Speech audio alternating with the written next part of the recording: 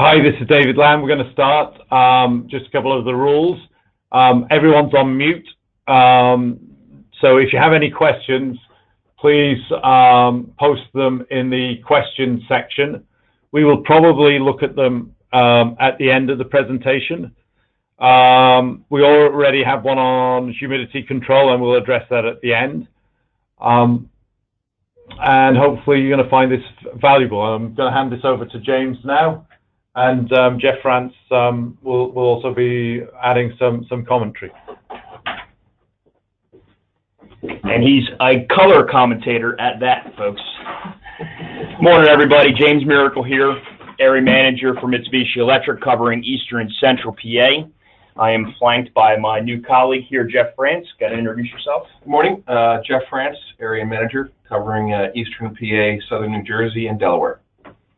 Excellent. Happy to have him on board. He has taken the place of my former colleague, Ryan Flynn, who is now the Performance New Construction Manager for our new division here in the Northeast Business Unit. So if you've worked with Ryan in the past, please feel free to reach out to him, congratulate him on the new role.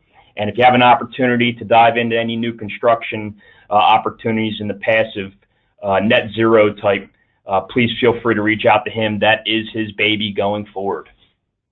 So real quick, guys, the agenda for today, about a half hour, 45 minutes max. We're going to define zone comfort solutions, what it means to you, what it should mean to the homeowner.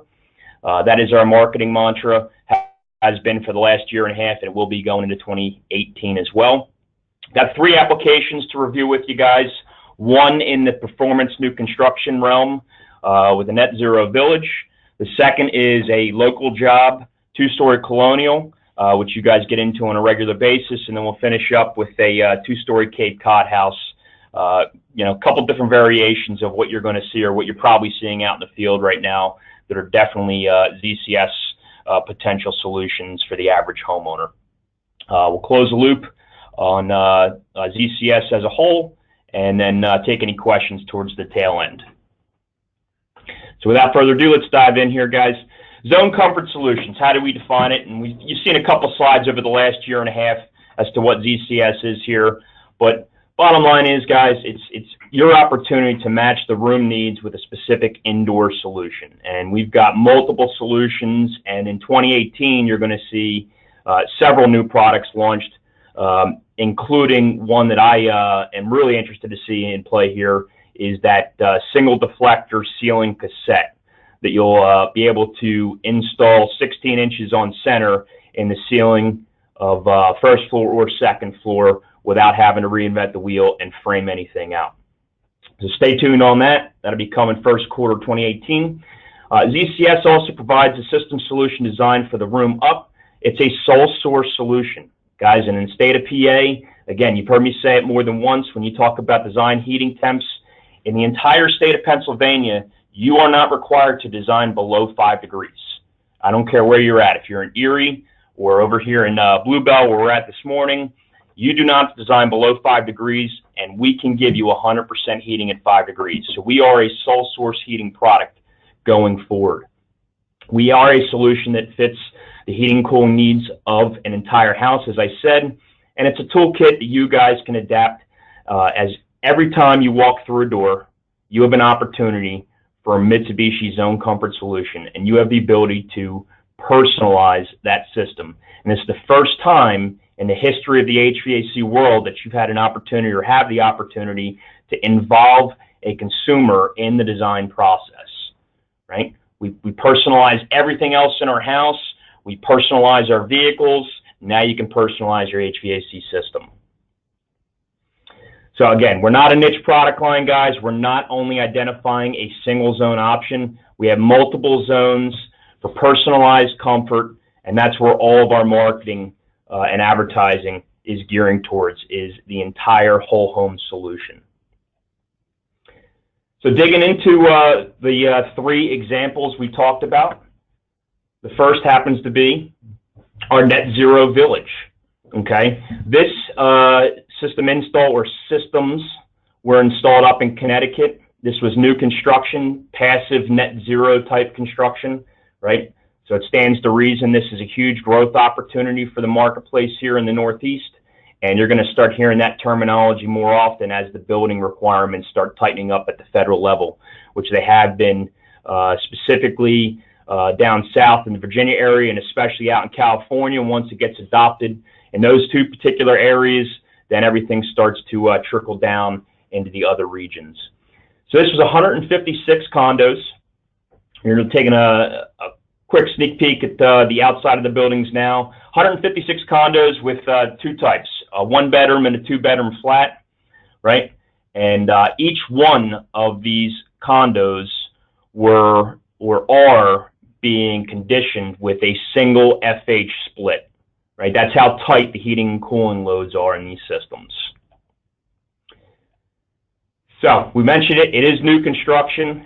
It has been installed for about 1.5 years now, so we'll allude to that at the tail end. It's net zero passive type construction, meaning the loads are effectively zero. You need to bring fresh air into these types of environments, and you need to size the equipment properly to make sure that you can manipulate airflow and cover the loads.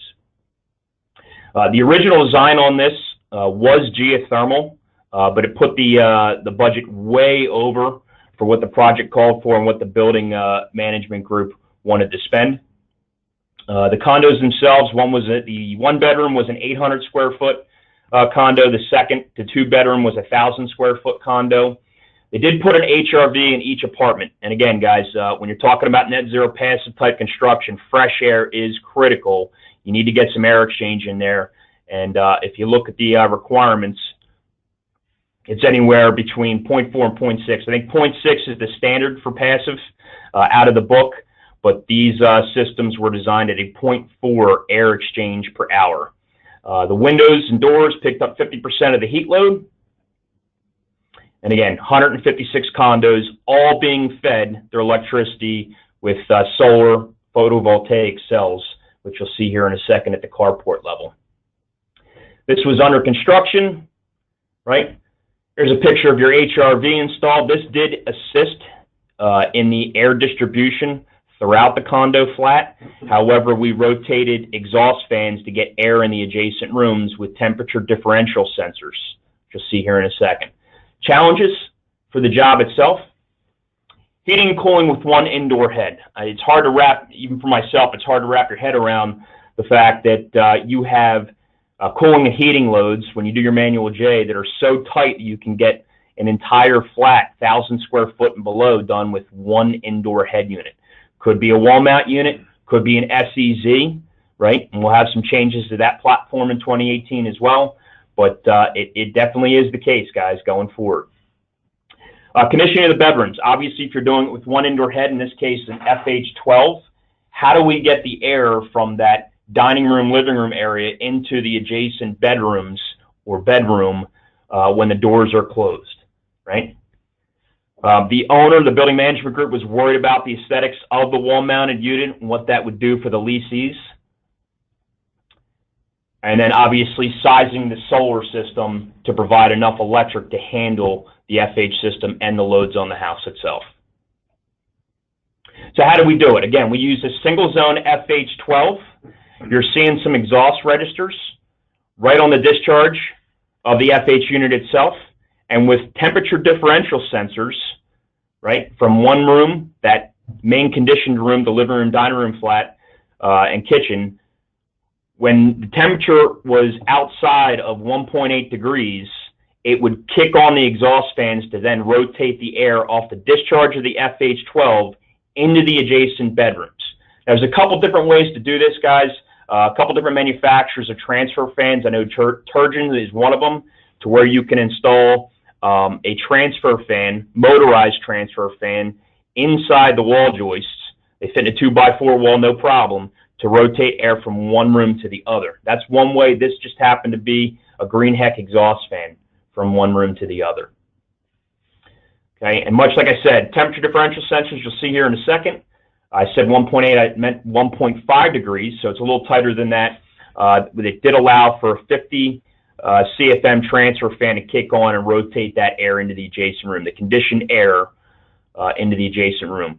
And at a 4-degree temperature differential, there was a small electrical baseboard strip heat that did kick on.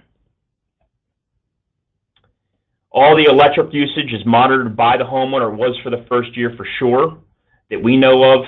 And again, we have photovoltaic solar cells installed on the carports that are delivering 100% of the electric required for the facility. Up close and personal on your FH12 with the exhaust fans. And in the adjacent rooms, again, the supply end of that exhaust fan rotates into that single bedroom, or if you had a 2-bedroom flat, into the second bedroom as well.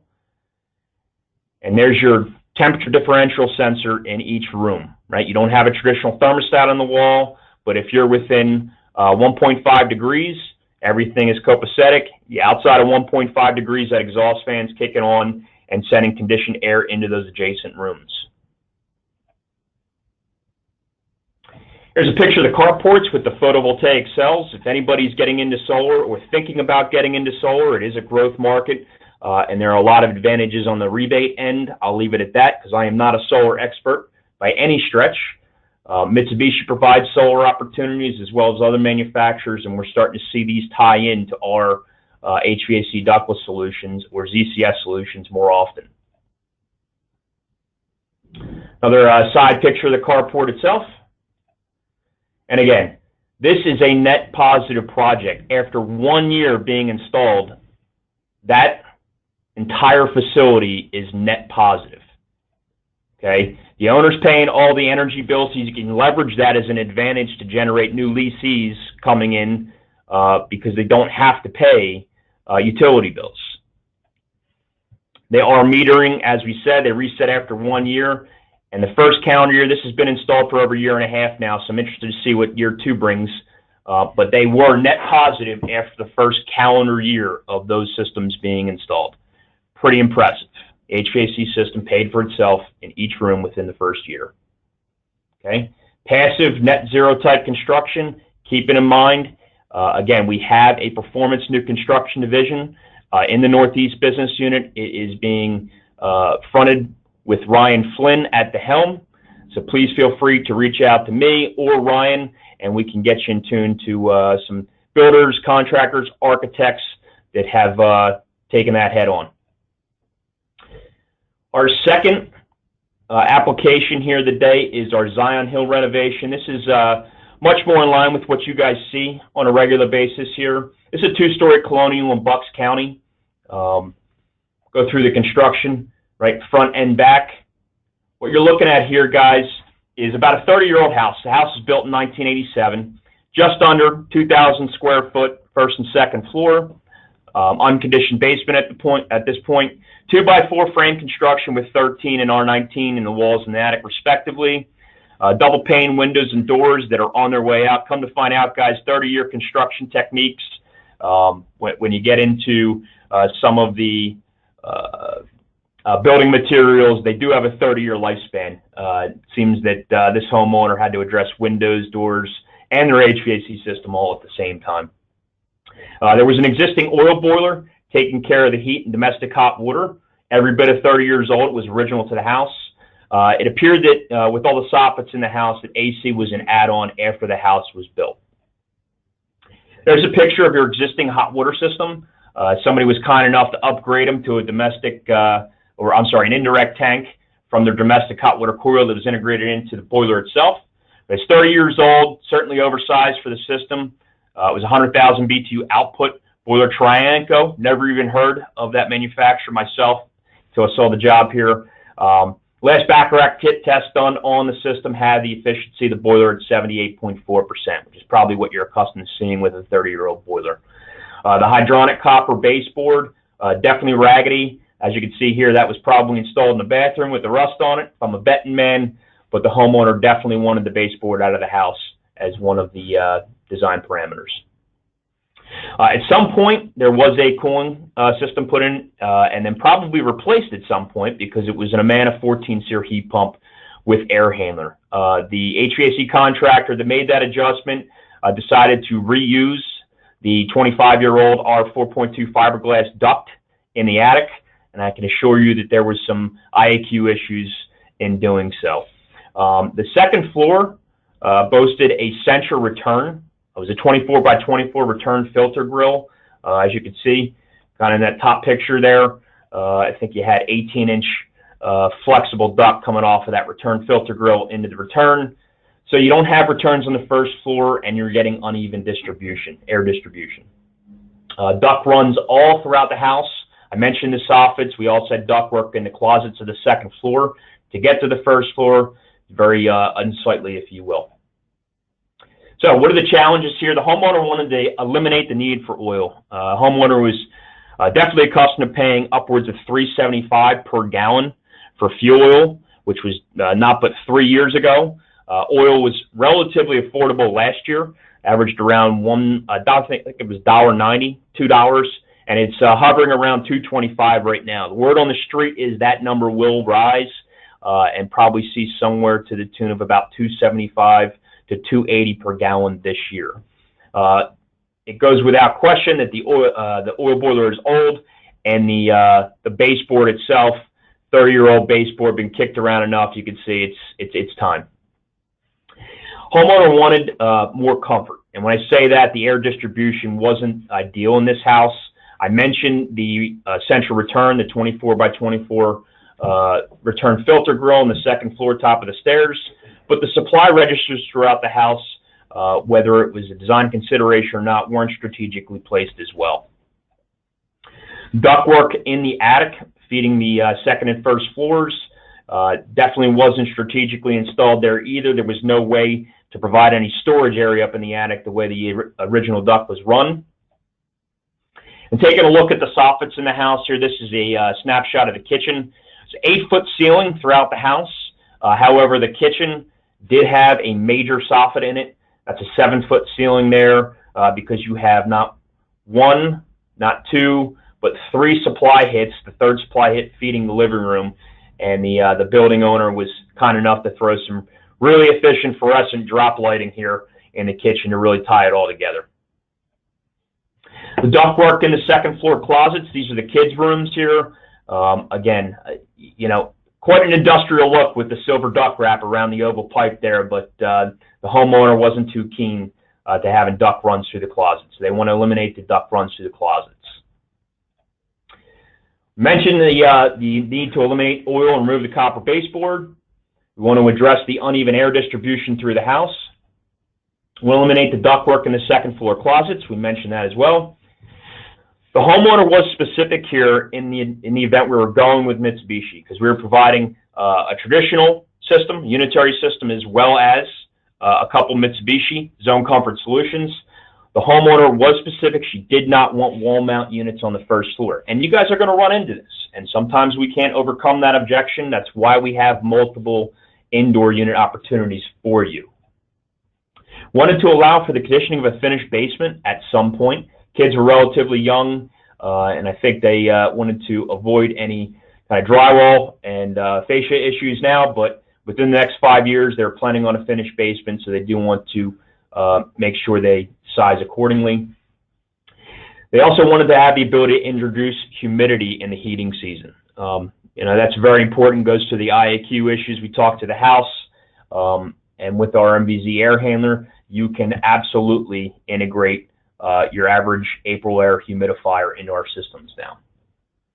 Conventional wisdom, in this particular case, because we definitely wanted to zone the systems first and second floor, a unitary split for the first floor and a unitary split for the second floor was conventional wisdom here. In this particular case, homeowner was offered the Rheem Prestige Series 2 variable speed systems, both of which, just to point out, derate at 17 degrees, which again, our hyperheat multis do not derate until you get below 5 degrees, and in certain instances, 0 with our branch box models. Stay tuned, we're working on even better heating performance, and we'll kind of allude to that to the road shows which are taking place next week.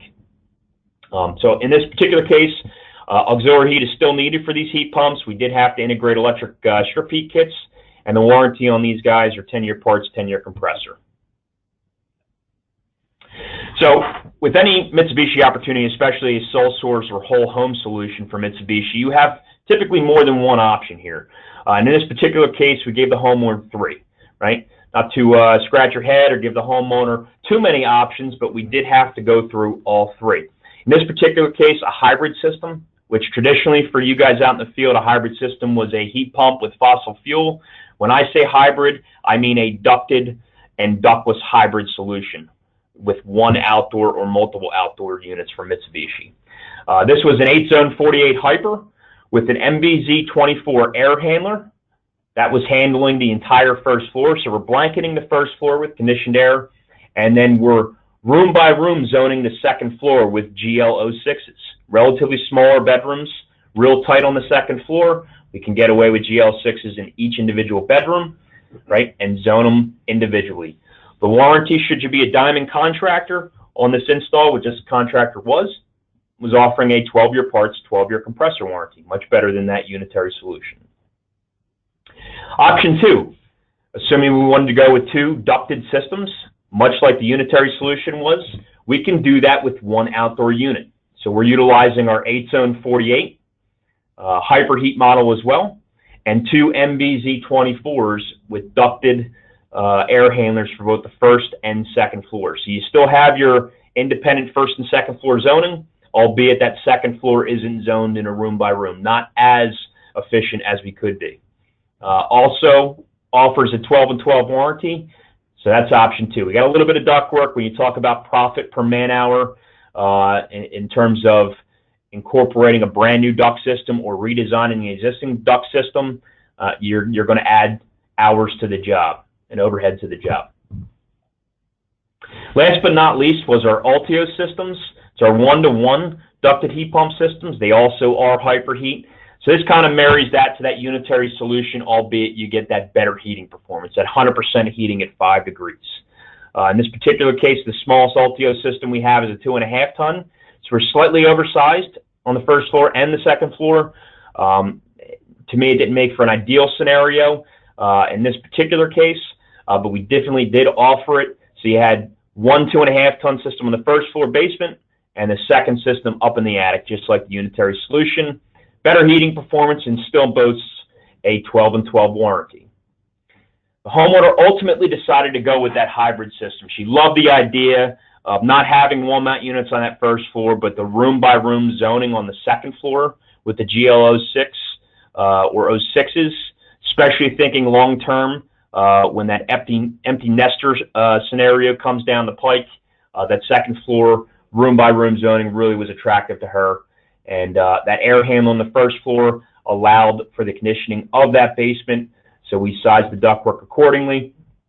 And the attic itself, eliminating the ductwork in the attic gave them a much more storage space for the house as they were a family that's starting to onboard a lot of different items. 12 and 12 warranty, 12-year parts, 12-year compressor warranty. Guys, it's best in the business, hands down. And I believe they were offered an extended labor contract as well through JBA extended labor warranties. Through each of these scenarios, we did do an energy savings or energy estimator calculation on this. In this particular neck of the woods, unlike Connecticut, Massachusetts, and New England areas, electric is relatively affordable. Bucks County is looking at with a total distribution cost of about 14 cents per kilowatt. What I like to do with oil, and we did in this particular case, is use an aggregate or an average over the course of 3 years, talking $3.75 per gallon for oil or fuel oil. 3 years ago, it was $1.75 when we were attacking this project, and the average between the two ended up being around $2.75 per gallon. So when you incorporate the electric savings along with the oil savings, you're looking at $1,500 or over $1,500 in savings for that first calendar year, and each calendar year after that, rolling 12 months, if you will, that's over $100 per month that can come off of that finance or finalized monthly payment that homeowners got to swallow, and they're the most comfortable they've ever been in their lives, and everybody's happy. Contractor closing comments. There is no substitute for a complete ductless solution. That's when you're going to get your best efficiencies, and quite honestly, room by room zoning is the best scenario for us. However, the hybrid options, especially in the United States, not necessarily Europe, Asia, or Australia, but here in the States, we've been living in a ducted world for 70 years. The hybrid options are definitely an opportunity for you guys to increase your sales with our ducted air handlers, a couple different variations of them, as well as our wall-mounted, floor-mounted, or ceiling cassette mounted units. There is less competition due to unique designs. This contractor isn't going up against 5 or 6 other contractors with the exact same design, nor are they the competing contractors offering as many solutions as this particular contractor did in this case. So it worked out really well. Homeowner was happy, contractor was happy, and we got some nice testimonials out of it. Our last application of the day, guys, is the traditional Cape Cod. Now, this is up in Massachusetts, and towards the tail end, we talk about the energy savings. What do you see the electric rates up there? Albeit they do have some pretty significant rebates, upwards of $4,000. Love to see that happen here in PA. Traditional Cape Cod here, this is in Melrose, Massachusetts. It's a 1960s Cape Cod, a little over 2,000 square foot. 3 bedrooms upstairs. They did put an addition off the back end of the Cape Cod, more like a sunroom, if you will, or bonus room. 2 stories with an attic. They had window shakers throughout, and for heating, they had oil baseboard heat. 2 zones, first and second floor, with non-programmable thermostats. So the homeowner's about ready to upgrade here, and we're providing them with a couple different solutions. Some of the issues with the house itself: master bedroom was hot, so we got a hot or cold spot. We're not getting proper delivery of our heating into that master bedroom. We were getting no movement of air short of those window shakers in AC season, which are also bringing humidity into the house. So there were some serious IAQ concerns that we needed to address. And again, going back to where fuel oil has been over the last 5 years, the homeowner definitely wanted to eliminate the need for fossil fuels if possible. Aging boiler, this boiler was upwards of 35 years old. Certainly time to upgrade, and nobody likes a noisy window shaker. So the application that we're looking to provide a solution with is we're looking to provide heating and cooling for both the first and second floors. So whatever we're doing, we're addressing the entire house. We do not want to have to sacrifice any closets. As you saw in that 2-story colonial example beforehand, ductwork running through closets and soffits are not the best idea in the world. So if we're going with the traditional ducted system here, the homeowner did not want to sacrifice any closet space. Nor did they want to make any major modifications to any existing living spaces. Certainly wanted to address the IQ issues. Perhaps that was involving the integration of an ERV system, but definitely wanted to bring fresh air into the house. The electric panel did allow for us to do whatever we had to do, so there was no electrical upgrades needed. But the homeowner did want to address the conditioning of that bump out addition, that sunroom addition that I mentioned. And the bottom line is, no matter what we did, they didn't want to see anything from the street. They didn't want to have any line sets floating all over the place at the front of the house. We're impartial to the side of the house, but nothing visible from the street view. Conventional wisdom for this contractor up in Massachusetts was an Amstand 16-SEER heat pump with a variable speed air handler. It's a single-zone solution providing heating and cooling, ducted heating and cooling to the entire house. So again, didn't really meet the needs and the requirements of the homeowner, knowing that you were going to have to manipulate some of the closets and potentially the living space. 10-year parts, 10-year compressor on this system. So that was option 1, your conventional unitary. Option 2, which we do get into in this neck of the woods as well, was a high velocity system, right? So in this case, it was Unico married with a Lennox outdoor unit.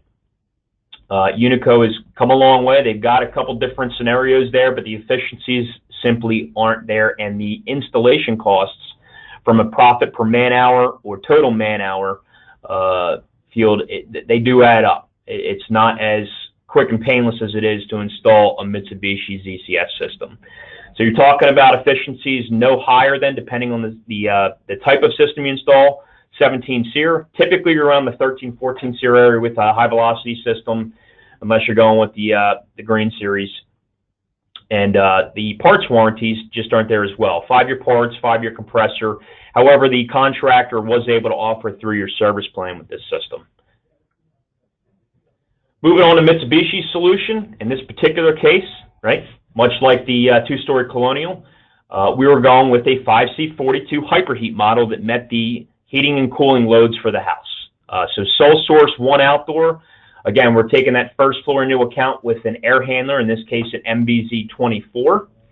Okay, and then the two bedrooms upstairs were being handled with the GL09 and a GL12 respectively to meet the loads. That bonus room on the first floor was handled by the 24. And again, the warranties on our equipment, as always, if you're a Diamond contractor, once registered within 90 days, it's 12-year parts, 12-year compressor. Homeowner ended up obviously going with the Mitsubishi hybrid solution. And in this particular case, if you pay attention to the electric rates here, guys, on the energy estimator, 22 cents per kilowatt up in the Massachusetts area. So it stands to reason they do have some pretty significant rebates up there because it costs an arm and a leg to get electric to the house. 22 cents a kilowatt. We also did integrate a $3 per gallon fossil fuel number in there. And in this particular case, in terms of energy efficiency savings, you were looking at around $700 to $800 with oil at $300 per gallon. So with electric rates where they're at up there, not as significant on the efficiency savings, but the system design and the installation itself provided extreme comfort for the homeowner and met the homeowner's needs. Closing the loop on the contractor and the homeowner comments. Again, these are just nice testimonials that we always do. The homeowner, they worked with us to find the best system to fit our needs. Again, going to make comfort personal, that marketing mantra you've heard for the last 5 years. This is personalized comfort. You're integrating that homeowner into the design process, and you're making sure you meet their requirements. The professional and quality of work from Ryan's team were fantastic. These are all nice bullet points to put on a website. And electricity costs have gone down versus the window units, no doubt, and needed space heaters in winter. So we eliminated all the nuisance add-ons to heat and cool the house. We addressed the system and the house requirements with one Mitsubishi outdoor unit. Hey guys, just again, 3 primary examples of applications that we see on a regular basis here, we're starting to see in the performance new construction realm. This is going to serve as a primer for our 4-hour zone comfort solution applications course that myself, along with my colleagues, will be performing over the next calendar year. I think we're starting in December and then rotating into 2018. So we'll have much more of an opportunity for you guys to take a look at different applications that we've run into from a design standpoint. In addition to that, guys, case studies. Understand that for everything we just showed you, those were done individually by an area manager, but we also have a case study department right down in Suwanee, Georgia, that we have partnered with several contractors in the area to illustrate an outside-the-box installation with a 2 to 3 page write-up with testimonials and pictures to suit. This just happened to be local with one of our peers contractors. Chad's Ford Climate Control did a fantastic job in a townhome community, and we have a 2 to 3 page write-up that is now archived on our website and certainly can be utilized on your individual websites should you be interested in doing something like this. By and large, guys, if you're ever considering whether or not the immediate HVAC need for replacement is a Mitsubishi potential zone comfort solution, chances are we have a case study already built for that solution. And if you choose any one of our websites, both Mitsubishi Comfort and MitsubishiPro.com, along with our YouTube channel, we'll rotate you into the case studies that we have available, and there are quick searches for anything you're looking for in particular. Again, closing the loop here, guys. Take advantage of all our touch points here for the fall. We've redesigned a lot of our websites. As you can see, if you're looking for any type of digital assets or PDF copies of our literature, and you're not signed up on our flight website, www.ken2flight.com, please get a hold of myself, my colleague Jeff France, or your local Pierce TM. You will need an activation code to get onto that site. That is new for 2017. Oop. I clicked on it.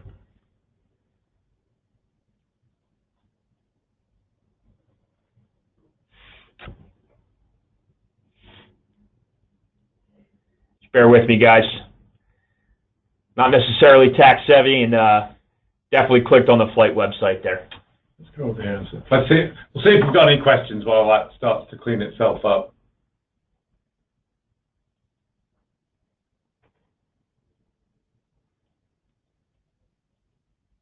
So we have one about Humidistat for the M&P series and how well Mitsubishi looks after humidity. All right, before we rotate back into the slide, I will answer that question. So again, the question is, does Mitsubishi offer a humidistat for the M&P series? I think there's a market for that for people that are very sensitive to mold, or maybe you could explain how the dry mode works. So do we have a humidistat right now? The answer is no. In about 3 months, we will be launching a product. It will be a remote indoor temperature and humidistat sensor that will remotely connect via Bluetooth to our existing Kumo Cloud interface. We'll have a couple slides and some information on this during the roadshows next week, so make sure you sign up to your individual roadshow locally.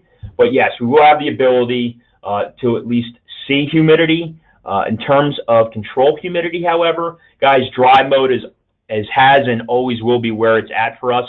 The way dry mode works is we will maintain within 3 degrees of set temperature, but we will maintain a coil temperature at a specific temperature to maximize your moisture removal or your latent removal capacity, right? We will manipulate the LEVs in such a manner that we maintain within 3 degrees of your target evap coil temperature for whatever your set temperature is, and that's how we get our moisture removal. It is not a defined set point for humidity, but it definitely does the job. And again, with that humidistat / indoor remote temperature sensor, we will have the ability to at least identify whether or not you need to throw the system into dry mode going forward.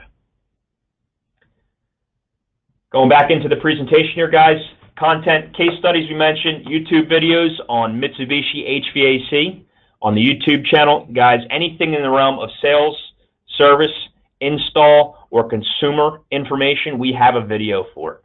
Okay, so make sure you take a look at those YouTube videos. They're really well done. All the new TV ads and promotions that we're running on the golf channel, the DIY channel, all the builder shows, they're all located on our YouTube channel if you're looking for new content to plug onto your website.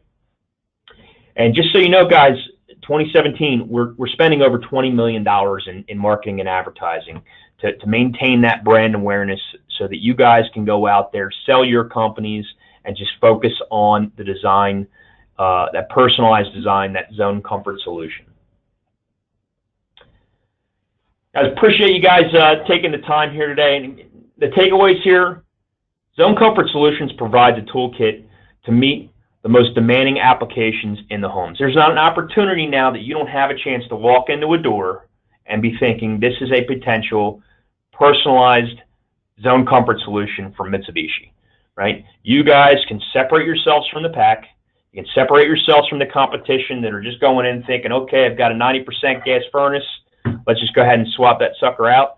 And the homeowner's looking at a $5,000 to $10,000 HVAC installation bill, right? You integrate the homeowners into the sales process. You allow them to make some of the decisions or at least recommendations for what they want out of the system. And then you guys get to customize that zone comfort solution accordingly.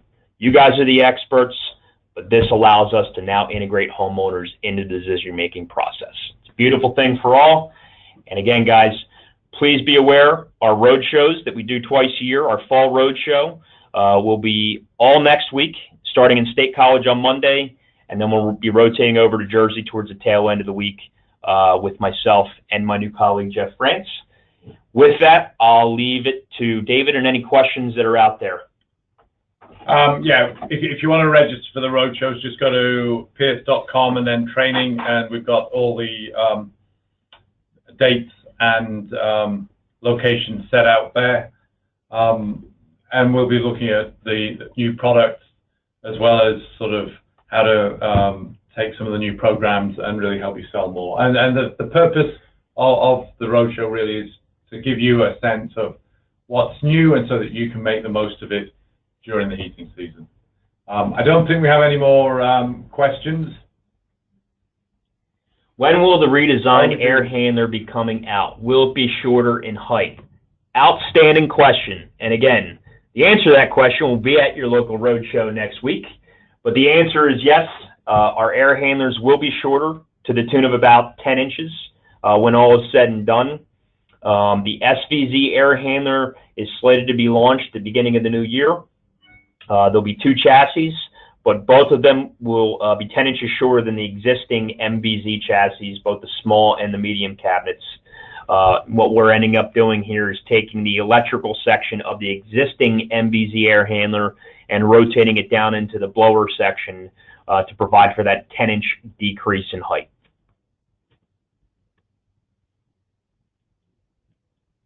All right, I think we've answered the questions. Thank you everyone for your time. We really appreciate you taking the time. Hopefully you found this helpful. We will place a recording up on YouTube and make the slides available via TM.